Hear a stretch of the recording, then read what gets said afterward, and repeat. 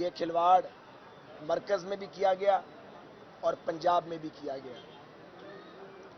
جس خط کا وہ ڈرامہ رچا رہے ہیں اور جس سازش کی وہ بات کرتے ہیں، وقت آ گیا ہے کہ وہ اس خط کو عدالت عظمیٰ میں پیش کریں اور وہ سازش جس کا وہ چورن بیچ رہے ہیں، اس سازش کی تفصیل سے بھی پاکستان کی اعلیٰ ترین آئینی عدالت کو آگاہ کریں۔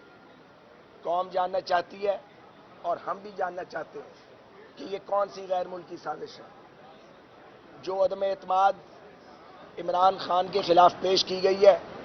اس کا تعلق ان کی نااہلی، نالائقی، پاکستان میں پھیلتی ہوئی بے روزگاری، بھوک، ابتری اور لاقانونیت کے ساتھ ہے۔ وہ پاکستان کے لوگوں کے ساتھ ان کی حکومت حالت جنگ میں رہی ہے۔ ان کے دور میں لوگ بھوکوں مر رہے ہیں۔ پاکستان کے ادارے ابتری کی طرف گامزن ہیں۔ انہوں نے ریاستی اداروں سے کھلواڑ کیا، آئین اور قانون سے وہ کھیلتے رہے۔ انہوں نے اداروں کو ذاتی سیاست اور انتقام کے لیے استعمال کیا۔ اب بھی اگر ان پر عدم اعتماد نہ آتی تو کیا کرتے؟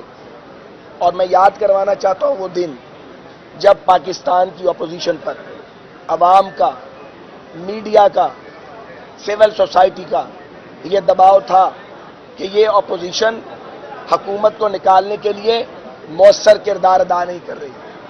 اب جب عدم اعتماد آئی ہے تو تمہیں غیر ملکی سازش یاد آ گئی ہے۔ وہ خط بھی عدالت میں آنا چاہیے۔ اس سفارت ڈپلومیٹ کو جو پاکستانی ڈپلومیٹ ہے، اسد صاحب، انہیں بھی کورٹ آف لاء میں بلایا جانا چاہیے۔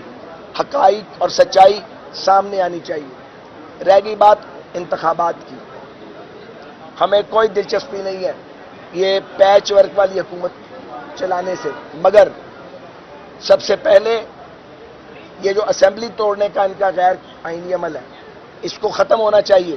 اسمبلی بحال ہونی چاہیے، پھر وہ اسمبلی اور اس کی اکثریت فیصلہ کرے گی کہ ملک کو کس طرف لے کے جانا ہے۔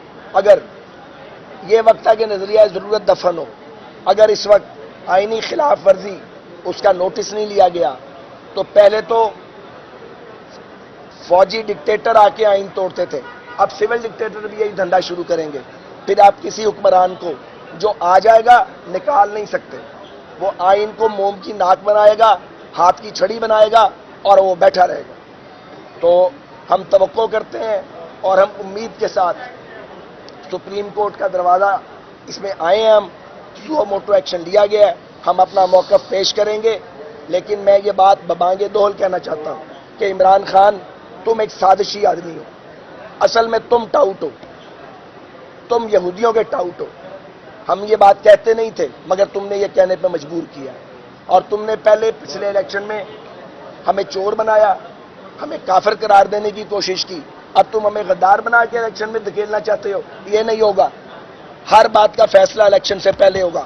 غدار کون ہے، چور کون ہے، جھوٹا کون ہے، سازشی کون ہے، سلیکٹڈ کون تھا، اس ملک کو تباہ کس نے کیا؟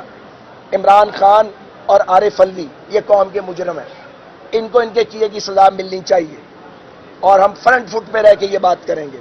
بہت ہو گیا ہم نے برداشت کیا، بالکل ان کی دادا گیری کو اور ان کے جھوٹ کو ٹالریٹ نہیں کیا جائے۔ بہت بہت شکریہ۔